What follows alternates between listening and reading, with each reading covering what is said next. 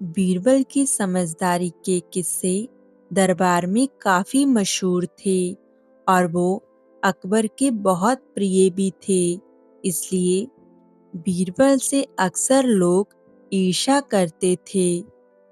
एक बार राजा अकबर के दरबार के कुछ लोगों ने बीरबल से जलकर उन्हें चुनौती दी और कहा कि अगर बीरबल हमारे इन 3 सवालों के जवाब दे देंगे तो हम मान लेंगे कि बीरबल बहुत ही होशियार और बुद्धिमान है। दरबारियों ने कहा कि लेकिन अगर बीरबल इन 3 सवालों के जवाब नहीं दे पाए तो उन्हें अपने पद से इस्तीफा देना होगा। बीरबल ने ये चुनौती मंजूर कर ली और तीनों सवाल पूछने के लिए कहा।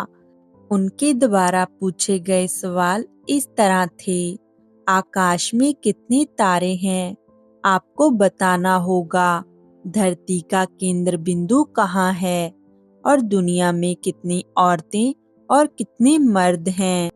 इन सवालों को सुनकर बीरबल मन ही मन मुस्कुराए और शांति से जवाब देने लगे।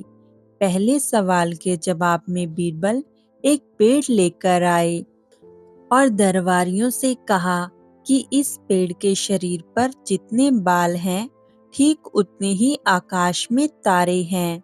आपको यदि विश्वास ना हो तो आप गिन सकते हैं। दूसरे सवाल के जवाब में बीरबल ने धरती पर 2 रेखाएं खींची और उनके विचकार एक लोहे की छड़ी लगा दी और सबसे कहने लगे कि यही धरती का केंद्र बिंदु है। अगर किसी को यकीन ना हो तो वो नाप सकता है।